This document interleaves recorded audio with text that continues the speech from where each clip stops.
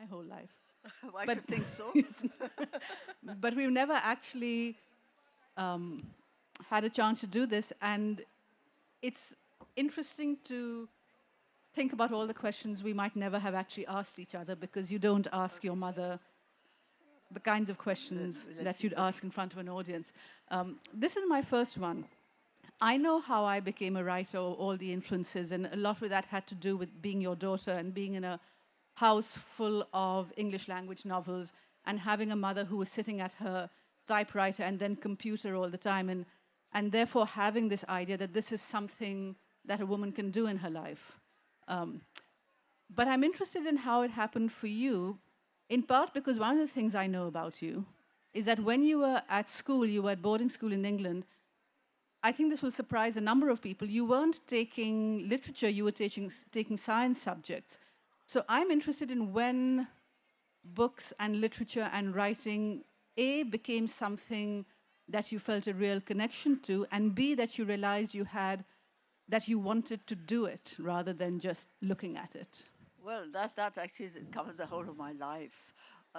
Before at school, mind you, I did. There were very few science students, and I did physics, chemistry, and biology. But of course, English was compulsory. So I did English literature, and I used to. We didn't have. We weren't very inspired by our English teacher, but she always gave me VG, and I thought, we all thought she was a bit odd, so I never took her seriously. But VG being very good. being very good. Yeah. So that she was always writing VG, and I thought, well, she's a bit odd. And I remember we all thought she was a hopeless teacher, and all of us working extra hard to do English so that we would pass our exams. So there was that. But my interest in writing actually begins as a child, and not in writing, in literature, because my parents loved books. My father loved books. It was a bilingual household, as you know. Mummy loved Urdu. She and her siblings were always spouting Urdu poetry and quoting Ghalib, which we'll discuss in a minute. He read Greek and Latin, as well as English books. He'd been a communist at one point, so we had the complete works of Chairman Mao in our house, although he was a head of a corporate organization by then. Through him, I've read much later the Marx and Engels on colonialism. So the books were just normal. And stories is what I love. This is what I say, you don't tell children what to read, you make them interested in stories. I had buas and my grandmother, they used to tell me stories, I think long before I could read. I loved reading. I used to uh,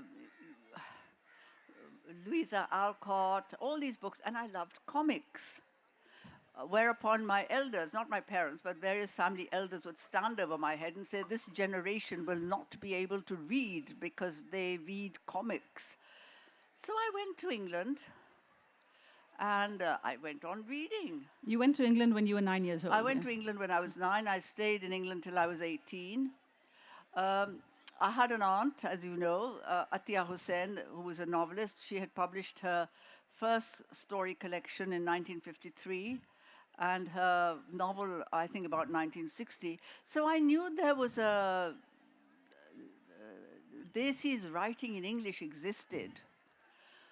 But I didn't, I know everybody with my family was writing actually. My Dadi had written a memoir of her trip to England in 1924. It's now exactly 100 years ago, when she visited her sons at boarding school, and it was called Tasarat-e Safar-e Europe, a part of which has been translated now by Siobhan Lambert Hurley into her book on women's travels writing.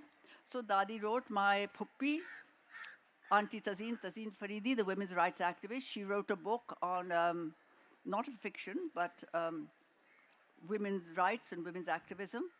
So they were all writing, but somehow I didn't think it was a profession. I just thought it was something people did. And then I was in England, and in England,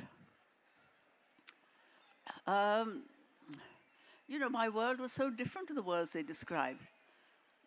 And then the other thing I realized was that there was nothing about my world in any of the English books I read. They were all, I mean, Jungle Book was lovely because I've written this somewhere, but I loved the fact that they had characters called Bhalu and Sher Khan. But you know, what did this have to do with my world?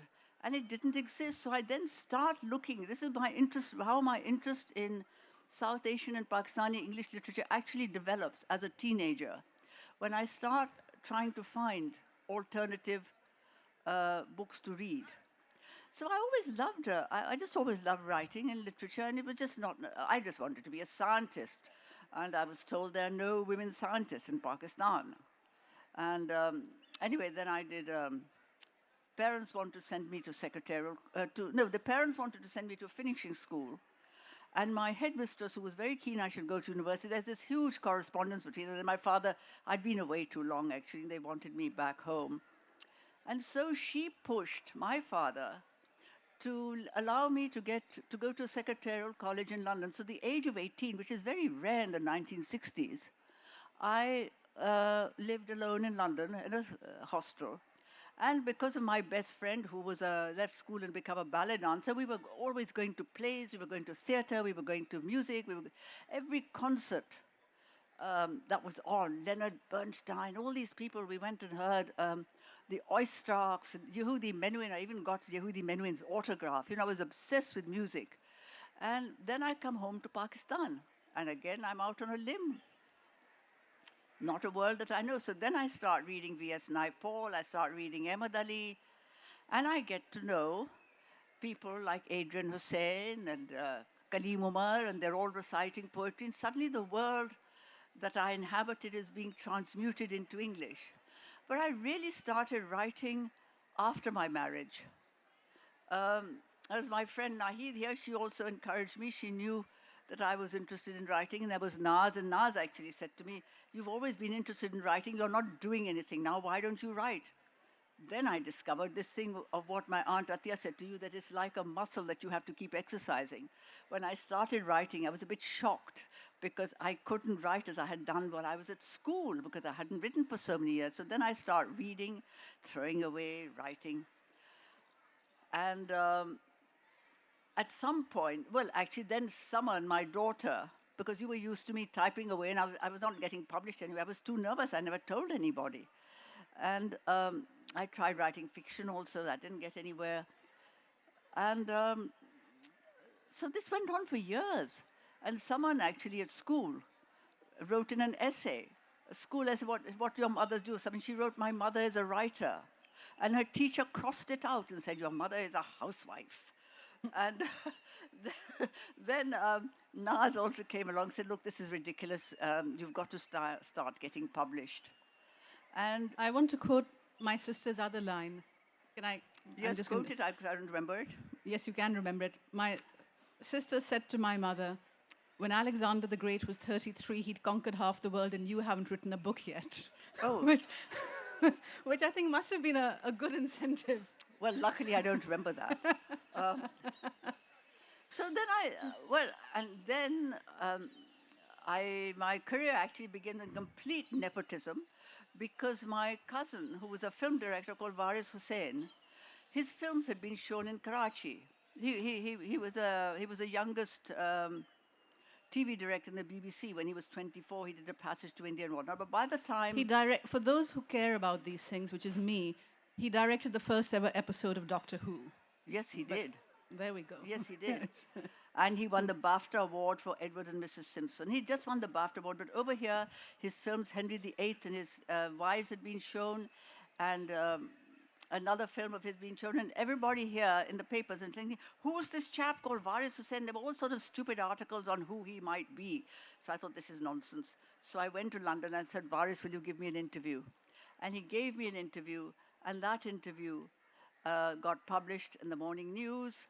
And then it sort of went on from the Morning News, and then one morning I contributed to Dawn. I actually wrote to Dawn on Dawn. It was my article on Princess Sarwat, my interview with Princess Sarwat. And in the morning, Zubaida Mustafa rang me up and said, "Will you write for us?" And I was so bowled over, I nearly fell off the bed, off the chair. I mean, I just couldn't. So that's how my career began. And then Mr. Siddiqui, who was my editor, they just started the magazine supplement, he discovered I liked reading. And he started pushing me into literary interviews. So then I had a jolly good time because I did Hanif Qureshi when he came here in 1982. And there was Deborah Moga, who was posted here for a while. Then I thought this is very exciting. Then I went on holidays to England. I'd started writing to all these people. So I interviewed Doris Lessing, I interviewed Harry Keating, and so I had a great time. And so that's really, it's a bit long-winded, I'm sorry. um, okay. Now I have to ask you a question. I think this is how it works. Yeah, because you said that you heard me typing, so thought it was a career. But that time, when I was hammering away on a typewriter, I wasn't actually doing anything. I mean, I wasn't getting published. But you then decided at the age of 9 or something you want to be a writer. How did this come about? So when you're very young, adults have an annoying way of saying to people, even when they're 5 or 6 or 7, and what are you going to do when you grow up? Which I think we should stop saying to children, frankly. It's a ridiculous question to ask. Yes. But I was asked it all the time, and the only thing I knew that I loved was reading. For me, for many years of my life, probably from the age of sort of 7 till 12 or so, when I started to read longer books, a day was marked by reading a whole book in it. So every day I would read one book. And I would finish a book and I'd have to immediately go and find the next book I was going to read. It was almost like a safety blanket that I would have to decide, well, tomorrow it's this one, and I'd go and find it and physically touch it. So reading was the great passion of my life. But as far as I knew then, because I was 9, you couldn't grow up to be a reader. That sounded silly. So when people said, what are you going to do? I'd just say, writer, because I had a mother who wrote. And I had a great aunt who'd published, so writer didn't seem ridiculous. When I said it at 9, though, I don't think at that point I really deeply felt I want to be a writer. I just knew I loved novels, and for me that was the novel in the English language. And then when I was 11, a very strange thing happened. I was at my grandparents' house, my Nani and Nana's, and as my mother said, my grandfather's library, it was full of books, but it was full of books that at 11 I had absolutely no interest in. Some of them were Greek, some of them were Latin, and then there was, Marx and Engels and German Mao and the rise and fall of the Roman Empire, and, really no interest. And I was looking around one day in his study, and there was a hardback book with a blue cover and gold writing, and it said, "All dogs go to heaven." And I pulled it out and I started to read it. And we'd had a pet dog who had died, which was the first loss of my life. And so I read this book and I started weeping, and it was wonderful. And then my mother came to say, we have to go home now. But I was only halfway through this book. So I said to my grandfather, can I borrow this? And he looked at it and he said, I've never seen this book before. I have no idea what it is. It's yours. So I took it home and I wept some more. And the next day or a few days later, my best friend, Asad, came over. And Asad and I, one of the things that was very important in our friendship was we were both great readers, and we would read a book and we'd swap it back and forth. And I said, you have to read this book. He had also had a pet dog who died. And I said, you have to read this book. And he said, and he still doesn't know what made him say this. Or every now and then I've asked him, he said, I don't even remember that moment the way you do. He said, why don't we write a book? We were 11 years old. This was Karachi in 1984. As you remember, there wasn't a lot to do. If you were a child in Karachi, you would read, you would write. When cricket was on, you would watch cricket. But otherwise, it was a bit of a wasteland. So writing a book seemed like a nice way of passing some time. So we started to write, and we would write a few pages and hand it to the other. But here's the really curious part of it. Some months went by, and I said, can I have that novel back? I want to read it. And he said, what novel? I said, the one I gave you, my grandfather's book, All Dogs Go to Heaven. And he said, you never gave it to me. He said, you spoke about it, and then we started to write our own book, and you never gave that to me, and I keep meaning to ask you for it. And I never saw it again. So I don't know where it came from, how it appeared in my grandfather's study. And I don't know where it went. Oh, wow. But because of this book, and then I just kept on writing, and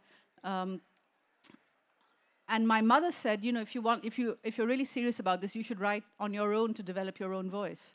And I just kept writing through school, and it was, by the time I was about 15, I remember one day having a very clear feeling of, if I don't do this, in this slightly dramatic 15-year-old way, if I don't do this, I won't be happy. And I went to university in America, to Hamilton College in upstate New York, and in one of the great, great acts of fortune that can land in a life, it was a college on a hill, in a village, in the snow belt, 5 hours from everywhere, only 1,600 students, but among the people who were there was the great, great Kashmiri poet Agha Shahid Ali, who became my teacher, my mentor, my friend, and was enormously important then in my sort of development as a writer, and how seriously I started to take writing. And also to have someone like Shahid say, yeah, you're good, you can do this, I think made me feel for the first time, this is not just some silly kind of dream, that I might actually have what it takes, whatever that is, to follow this. But I want to go back to you now, because we sort of, there's sort of interesting parallel trajectories that happen, because I was working on so I go through undergrad, and then I went to graduate school, again for creative writing, because Agha Shahid Ali moved to teach in the MFA program for creative writing in the University of Massachusetts at Amherst, and said to me, you should apply here. So I applied and I got in. And so right out of my undergraduate, I went to the University of Massachusetts. And while I was there, there was a writers' conference, which was at Hamilton College, which I just graduated from. But one of the professors there said to me, you should come. There are a lot of literary agents and publishers coming from America, and there's one coming from the UK. There's an agent, I think she'll like your work. I'm going to show her something you wrote. So I went along, I was 21, and I'd written this 4-page short story. And the agent, whose name was Alexandra Pringle, had a whole bunch of stories, and she liked mine the best. And so she spent a lot of time talking about my story, which meant everyone else in the room hated me because she didn't talk about their work. But she talked about how much she liked mine, so that gave me the confidence afterwards to go up to her. And I didn't know very much about her, but I knew from her bio that she was one of the founding editors, or the early editors of Virago, the feminist press in London. And for lack of something else to say, because I'm a Desi and we find family connections where we can, I said, oh, you used to work at Virago. My great aunt was published as a Virago Modern Classics. And she said, who's your great aunt? And I said, her name was Atiya Hussain. And this English woman looked at me and said, I published those books. And then she said, I really believe in connections like this. I love that short story of yours. Turn it into a novel and send it to me. It was a 4-page short story. I turned it into the novel In the City by the Sea. She was my agent on it. She helped me rework it and become a publishable thing. And then she sold it to Granta. She sold it to Granta in 1997, which was an important year because that was the year Dragonfly in the Sun came out. Yeah, that's right. I want you to tell us how that, because, my mother will never say this, so I'll say it for her. She is, I think without question, has been for many years the world's leading expert on Pakistan Anglophone writing. And I would make the argument that, in fact, she created the awareness of that as a category. And I think that started with A Dragonfly in the Sun, before which, we were talking yesterday about Bapsi Sitwa and how, for many of us, Bapsi Sitwa was the only writer writing in English. So can you talk about A Dragonfly in the Sun and how that got you onto a path that then led to hybrid tapestries and other things? Well, I'm going to go to Dragonfly in the Sun, but your conversation, the thing about Alexandra Pringle, I have to go back a little bit in time, is, my aunt Atiya had published Sunlight on a Broken Column and Phoenix Fled in about the early 60s. And then it was praised, but for a long time there was a huge silence about this. And then one day she rang me, terribly excited. I happened to be in London, and she said, do you know, Virago rang me. And they said, would I mind if they reprinted my novel? And she said, would I mind? And so they reprinted her novel, and later I discovered that was Alexandra Pringle who had approached her. But the other interesting thing is that after Alexandra met Kamila, she wrote to my Atya, who wrote to me. She said, I've had this wonderful letter from my ex publisher. And she said, I went to this college and I saw a whole lot of stories. And there was one which was exceptional from a young woman who says she's your great niece. Isn't that wonderful? You know, so there was these kind of, and Auntie Ati also encouraged her. So, but to go back to Dragonfly and the Sun, well, what happened was that by the early 1980s, you know, South Asian English literature had started gathering a sort of, I mean, it was always there, but, you know, the British had marginalized it, and some it was Achibi's book, some famous academic had said, oh, this is not literature, this is anthropology, and this kind of rubbish, which, mind you, was a narrative that carried on here because we used these old-fashioned books for a very long time. And so Indian English literature was making a big headway. You had Anita Desai, you had Salman, you had various people. And everybody kept saying to me, oh, there's so many Indians writing in English, why aren't there any Pakistanis? Well, I was interviewing them all the time because of Dawn. I was being, I not only did Hanif, there was Rukhsana Ahmed came, I interviewed Rukhsana, I went to London, I attended conferences, I met Amir Hussain, I met all sorts of people, and they were all writing. So it was OUP. It was Amina Sayyed who was in charge of OUP then, and they told me that they were bringing out these Golden Jubilee books, and would I contribute? I thought there would be just, and I thought, no, let's do a retrospective, you know, in a chronological order, because, you know, literature doesn't begin on a certain date. It doesn't begin in 1947. I mean, you know, Ahmad Ali became famous in 1940. Shahid Surawardi became famous in 1930. Well, he was famous even before that. So I then started doing it in a chronological order according to birth. And as I was writing this, I went on discovering more and more writers. I had no idea there was a large number of English language writers in America. I was introduced to them by Professor Memon, Tahira Naqvi, Muazzam Sheikh. But the thing was, in those days, it was still difficult. As Babsi once said, when she was trying to get her first book published, they said, oh, well, this place is too remote, you know, we can't publish this book. No one's heard of this kind of thing. We became well known later, unfortunately, because of the geopolitics in Western, that's another story. So I then started collecting material, and I ended up with 44 writers of Pakistani origin. One of the things I did, and this is partly also because of my own education in England, I knew the whole thing of duality, of when you have one culture but another culture lingers within you, your relatives or your friends or so on. And so it emerges in your writing. And I remember a lot of, and even now, people still complain, why do you include Hanif Qureshi? He goes around saying he's British. Well, he is British.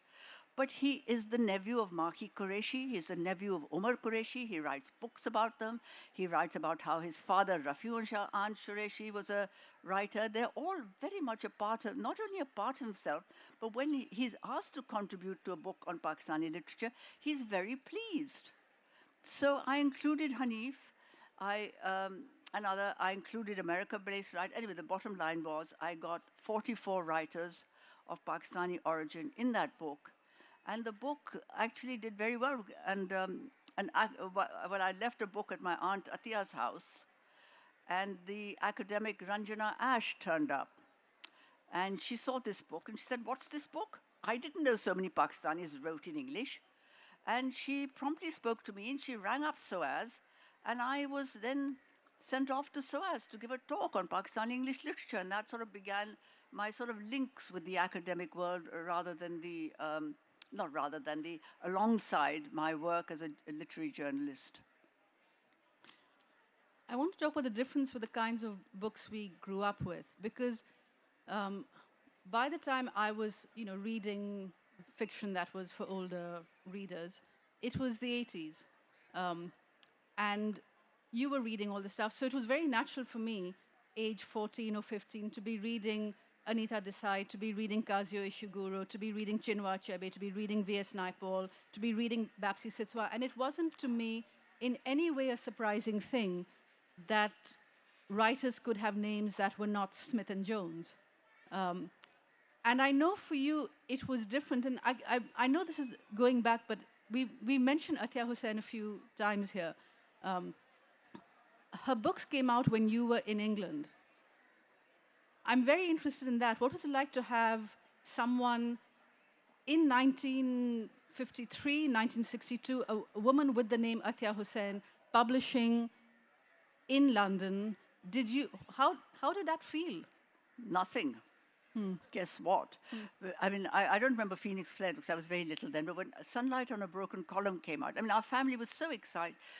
Our family was so excited in Karachi and, elsewhere. And I remember I went back to school, and this was a different English teacher, mind you, another English teacher, who came along, and my sister and I were obviously trying to talk about it. And this woman looks at me, and she said, "What is this novel that you and your sister keep talking about? I've never heard of it." And that was the end of that. So I never really associated it with myself as something new or something. Well, there was an aunt who'd written there's a book that interested me, but I never talked about these things. You said years ago when I was at university and I was reading Orientalism for the first time, and you said, I remember when I read that it was so important because these were things that I had been aware of and hadn't seen them put in words before. Yeah. I was very aware of the colonial construct and the way they spoke about literature and language and. But good God, can you imagine sitting in an English school and they're learning history and saying to them, "Excuse me, my relatives were executed for mutiny"? I mean, can you imagine? They would have said, "Oh God, they murdered women and children," which actually they didn't. They were executed. For the record, they did not murder women and children. For the record, they were executed because they were guilty by association. They hadn't actually done anything. But I mean, you couldn't even, but there was this mutiny history. Of course, Pakistan, it was a very colonial school. We had all these old colonial maps. And everything was pink, British Empire. I mean, there was no Pakistan, it was all India. And we were doing geography, and they said, "What is the main ports? What are the main ports in India?" So I saw this pink map. I thought, I know the answer. I put up my hand, I said, "Karachi." They said, "No, Madras." So I said, "Oh, God." So it was this kind of thing which emerges in Orientalism, and I was very aware of that. So what did it mean for you then to read the literatures of the colonies, basically? I mean, at what point did that? Because I mean, for me, that's very. I mean, you read everything.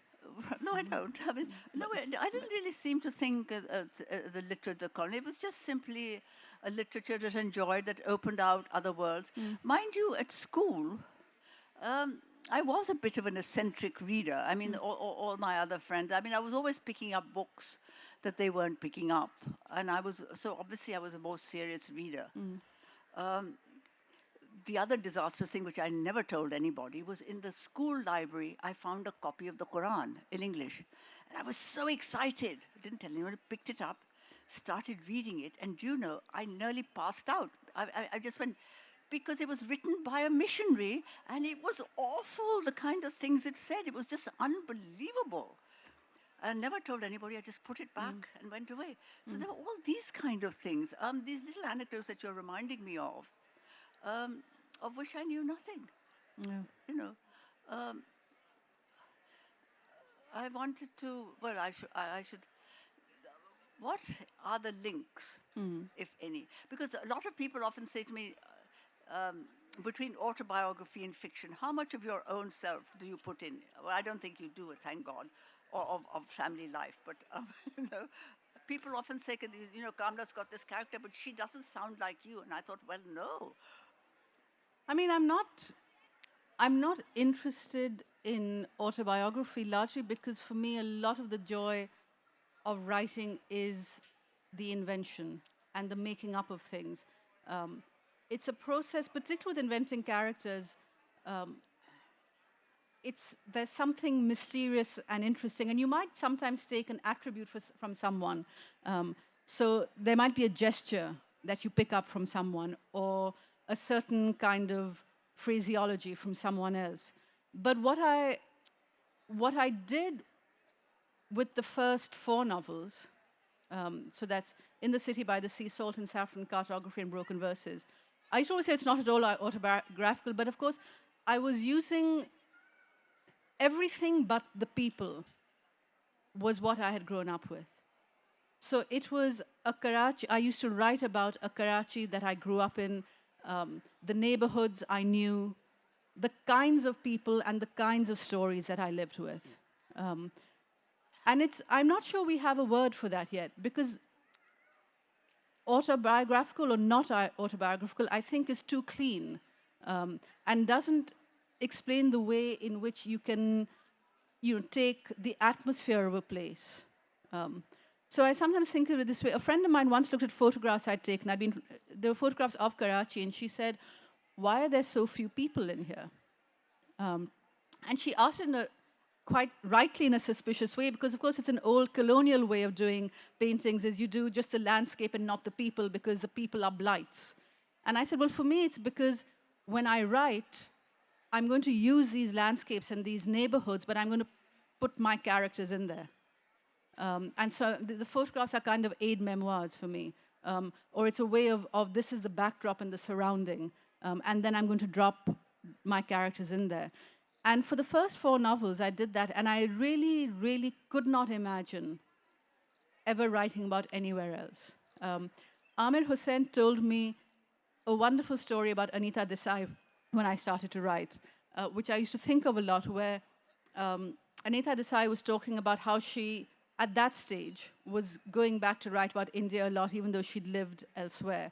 And then the conversation moved on, and Amir started talking about how he'd been at the home of some English friends, and there were these two women, English women, and one of them, and there were some strawberries there, and one of them said, "Strawberries, mmm," and the other one said, "From the garden," and the first one said, "From the garden," and the second one said, "Mmm," and she said, "Strawberries, mmm," and Amir said, and of course this whole conversation was a way in Pakistan be like, "These came from your garden, that's so amazing." There'd be this big thing, and there it was just strawberries, from the garden, expressed what in a Karachi drawing room would have been a much more expansive conversation. And Anita Desai said, "Oh, Amir, that's exactly it.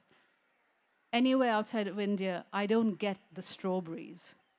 And I thought it was a lovely way of expressing that when you grow up in a place, you know its subtexts in a particular way that is very convenient for a writer, because you can just immediately tune into that and use it. And then I started to write Burnt Shadows, which was originally going to be largely a Karachi novel. It was going to be a Karachi novel set in 1998, the summer of the nuclear tests. And in it, there would be someone, a man, I don't know why he was a man, but he was, who was from Karachi, but his grandmother was Japanese and had survived the bombing of Nagasaki. And at some point in doing this, I was thinking, who is this grandmother? And I realized that I had to write her story, which meant I would have to start in Nagasaki in 1945, which is about as far from my Karachi as you could get. And I was teaching at the time, and I used to say to my students in a throwaway kind of way, if you want to write something and the idea of it terrifies you, you have to do it. You may fail and then put it aside, but you need to at least try. And I thought, well, I keep saying this to my students, I need to do it. And so I started to write Nagasaki in 1945, which was absolutely terrifying and strange, but it also taught me there is a different way of writing, which is not writing about the world you grew up in and know, but as Colin McCann said, writing not what you know, but writing towards what you want to know. And I think that's when I sort of changed as a writer for a while. And so at that point for me, the autobiographical, in terms of the context and landscape, lifts off, and then I start becoming a different kind of writer who wants to veer off. Yes, because then you wrote about Peshawar, which you didn't really visit, and only visited once. And I've had friends from Peshawar who wanted to know if I had links to the place, you know. Yeah. So I thought that was really interesting. I want to go back a little bit into family history. We haven't talked much about family tales. How did your grandparents influence you? Yeah. Nana, Nani, Dada. No, Dada was not around. Dadi, who was German. I mean, in different ways. I think with Burnt Shadows, when you have the sort of central character of Burnt Shadows is a Japanese woman who leaves Japan in 1945 and goes to Delhi in 47 and then ends up in Pakistan. She's Japanese. My grandmother was German, but I think the fact of having had of that same generation a grandmother who came from somewhere else and then learned to make her life for herself in a very different place and very much had a sort of forward-looking attitude. I'd say this of all the grandparents. I mean, they lived through partition. In the case of my dad, they lived through sort of displacement from her first home, and then imagine being a German woman in the 30s and 40s with they see children while what is going on in Germany is going on in Germany. But there was this very forward-looking sense, which I think is very deeply there in Burnt Shadows. Because she lived in Islamabad and Murray, so we didn't see her as much. My Nana and Nani's house, again, it's that thing when you're a child, the world you're given is what you're given, you don't think about it. I was much more aware of my grandfather's interest in literature and books and words because my language of reading was English. And English was, I mean, this was a man who you said a word to him and he would tell you the Latin root for it. And also, I loved from a very early age the Greek classics. And when I was about 12, I said, "Do you have a copy of the Odyssey?" And he said, "Well, I have it in Greek," which was no use to me. And then he said, and because when you're 12, you're stupid and you don't realize the opportunities you shouldn't be missing out on, he said, "I'll read it with you in Greek and I'll translate it for you." And I never took him up on that. But he was very aware of language. He loved language. He would sit at the table and he would say, "The greatest onomatopoeias in the world are Greek." I think my sister and I may be among the very few people who, by the age of 6, knew what an onomatopoeia was and that the greatest ones were in Greek, according to my grandfather. And there was this one line which is of Prometheus and the rock falling down the hill. And he would say this line in Greek and then he'd translate it as, "And so to earth once more rolled down that naughty stone." And then he'd do it in Greek and you would hear the stone, bouncing down a hill and sliding to a stop. So that awareness that language is not just meaning, but it is also music and sound. I think I first got from my grandfather, and later Agha Shahid Ali became, as a poet, was so, Shahid, the first day he walked into a classroom I was teaching, and he said, "My ambition is that by the time you leave this class, you will not be able to hear a single word without registering an emotional response to the sound of it." And I was so skeptical, and I remember thinking, will I have a response to the word "the"? And then by halfway through the term, I thought, "The, it's very dull, and is much livelier." So he worked that way. With my grandmother, there was a disconnect because her language was Urdu, and I grew up in a time in a school where the teaching of Urdu was just not in any way prioritized. And when we were taught Urdu, it was Shahid who gave me fairs. I grew up during the lifetime of fairs, and I was not reading fairs in Pakistan because in schools this was considered a little too out there. Femida Riaz, I was not reading in schools. It was later on that you realized how astonishingly vibrant Urdu literature was happening around me as I was growing up, and I was unaware of it. And so my grandmother's language, and this is a source of enormous shame to me now, but it was sort of much less interesting to me. And it was much later, I think nearer the time that I started to work on Salt and Saffron, that I realized, and this is to go back to one of your comments, that my Nani was always telling stories.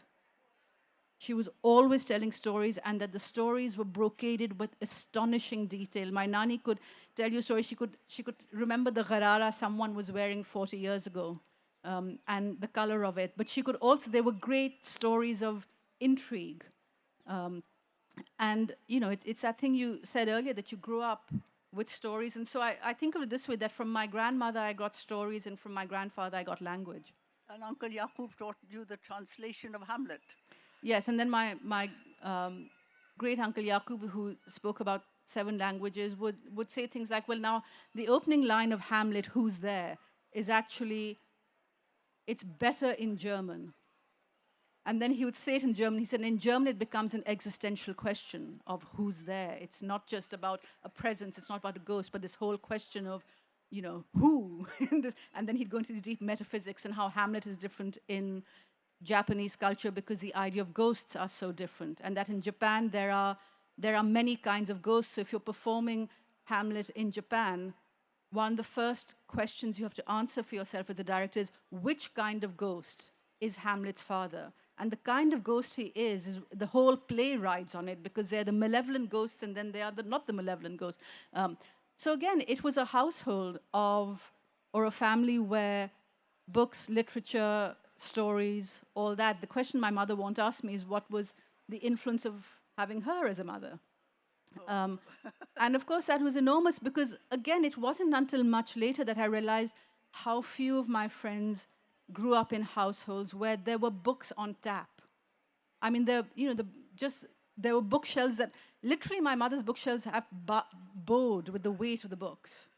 Um, and she was always taking us to the British Council Library, to the Sin Club Library. I mean, if you think of Karachi in the 80s, it wasn't that easy to come by English language literature. I mean, now it's a very different scene. But it was much harder then. And I used to read a novel a day, which meant I used to reread. But she made it possible for me to just read all the time.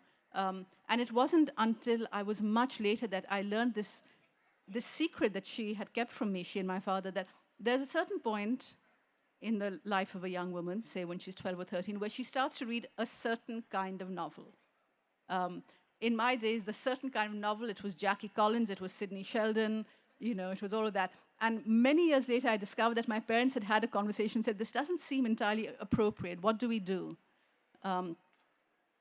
And they did the wisest thing possible, which is to decide you never tell someone, do not read that book, that this is the wrong thing to say. So instead, she started to hand me other kinds of books. And there was a certain point where my mother was handing me, as I said, Anita Desai, Atiya Hussain, Kazuo Ishiguro.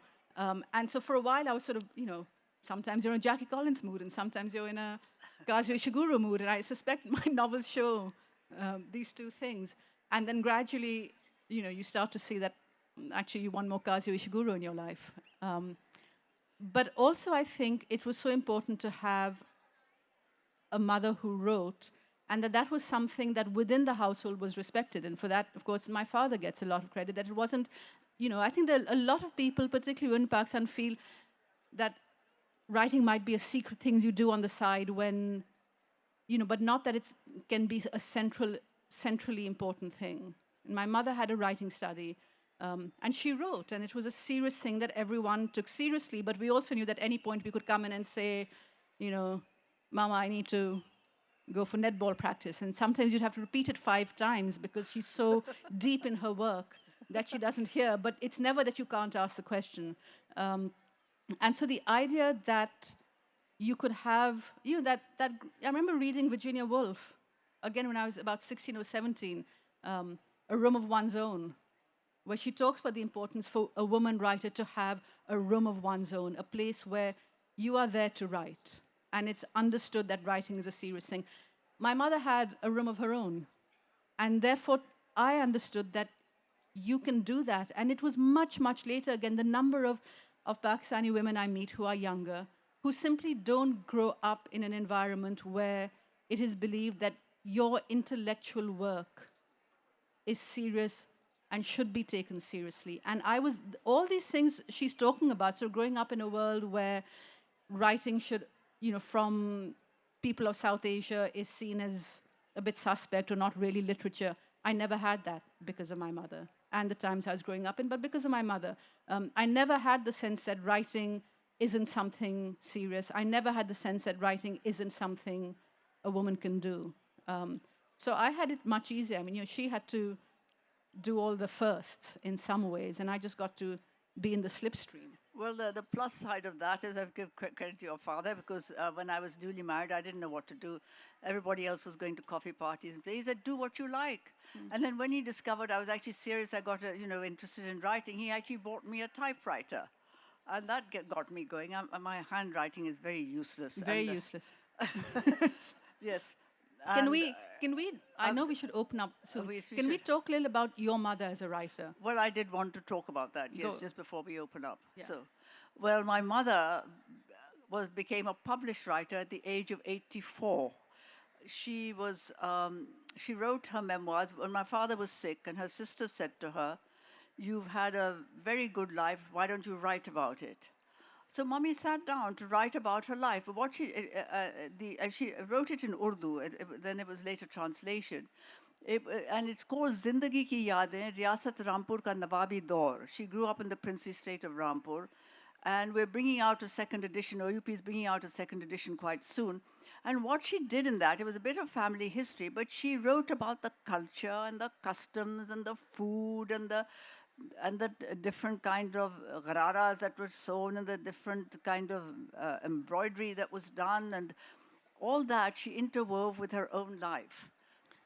And she basically, because there is a tradition which was not mentioned, we have a very long tradition of writing memoirs to be passed on to family, not necessarily published.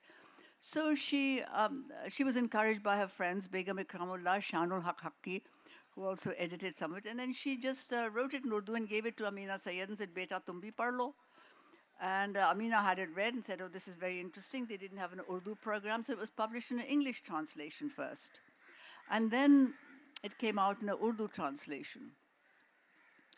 And now we've done a new edition in which Kamla has written a little bit about her. We've got a scholar who's done, Razak Khan, who's done work on Rampur, and he's done.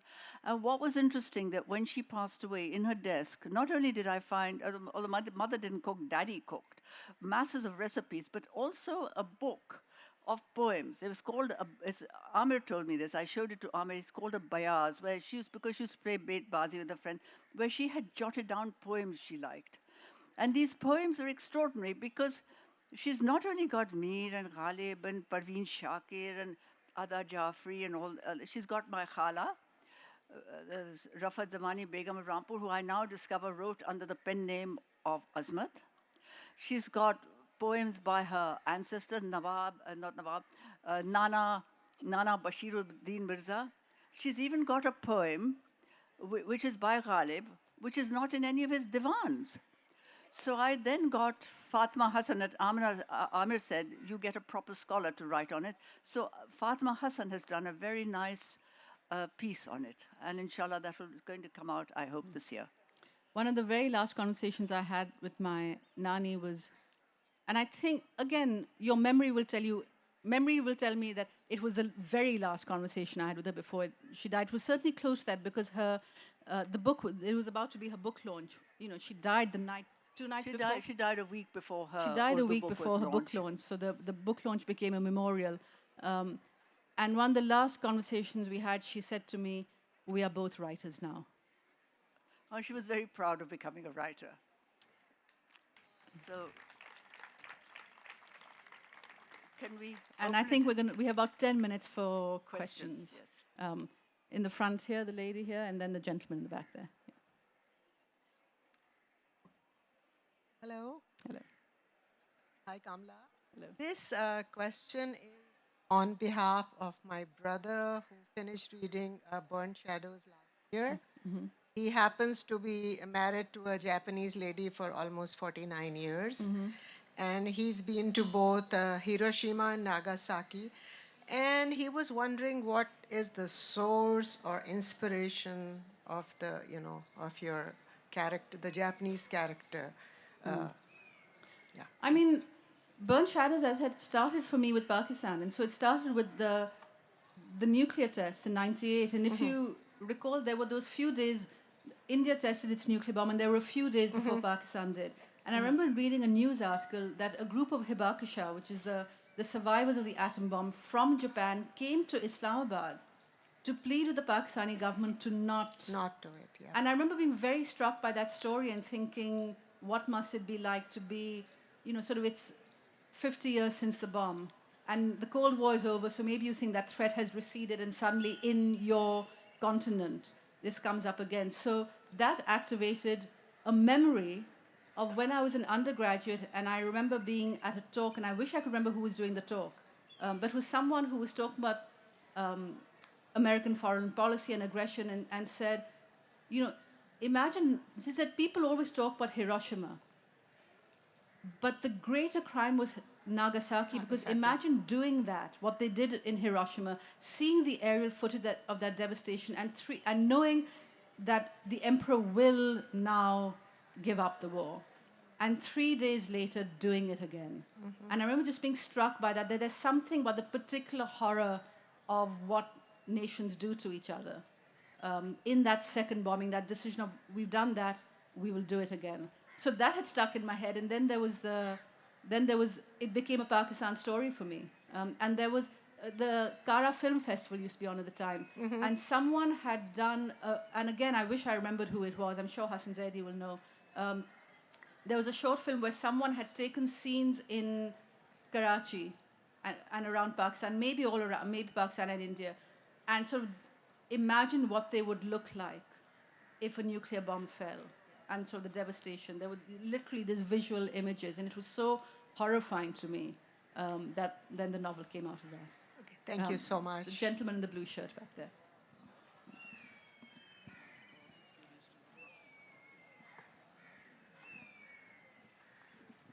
Hello.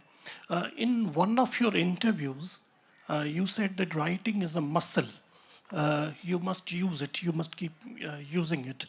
So, what are you thinking nowadays in this age of artificial intelligence and a lot of violence and intolerance? And what next is coming from you? Thank you. So that was a line from Akia Hussain, who we could do an entire session on what it means to have someone like that in the family. When I was 11 years old, we'd gone to London, and my mother told Atya, Kamila wants to be a writer. And Atya pulled me to a side very seriously and said,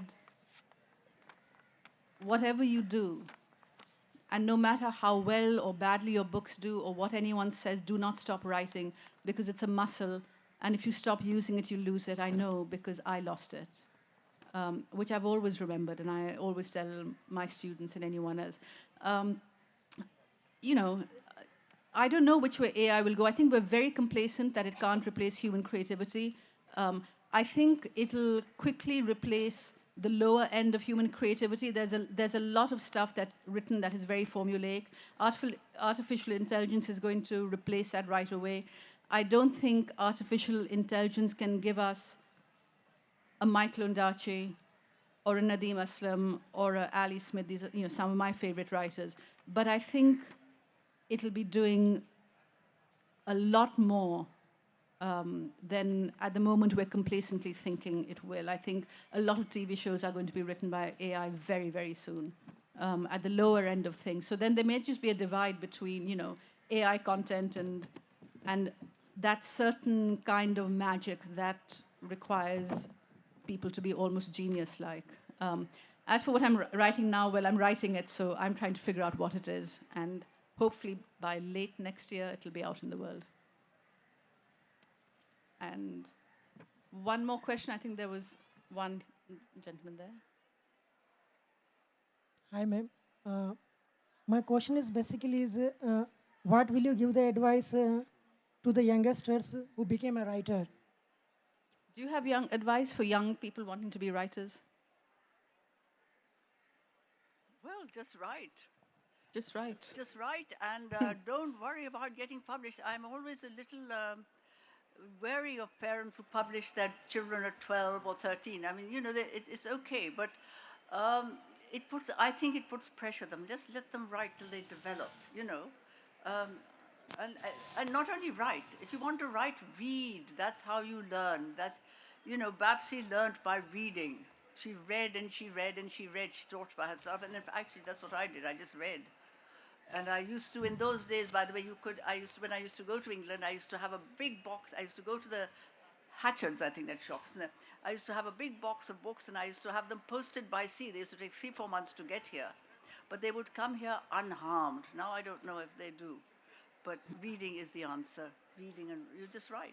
I think the important thing is not to keep saying, I'll do it when I have time.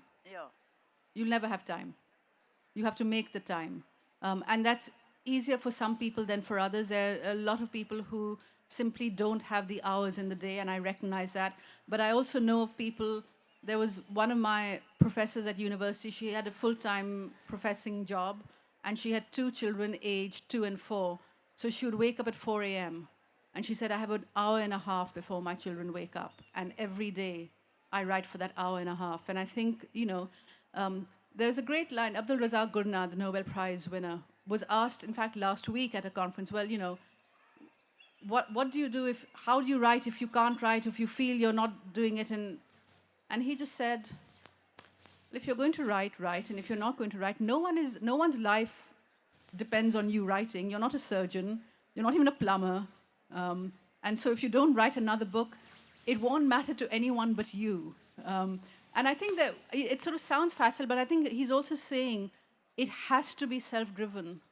You have to, I'm now in a position where it is my job, it is my livelihood. But for everyone at some point, you're starting off and you're simply writing blind. You're writing without knowing if anyone will ever publish it or reading it. But you just really want to.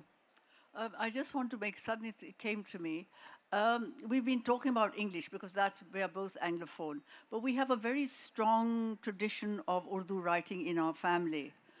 And although we live in a society where there's always this Urdu-English debate, what I loved was that the Urdu writers in our family were just so happy that we were into literature. And they gave us, Jamiluddin Ali gave me a signed copy of his book.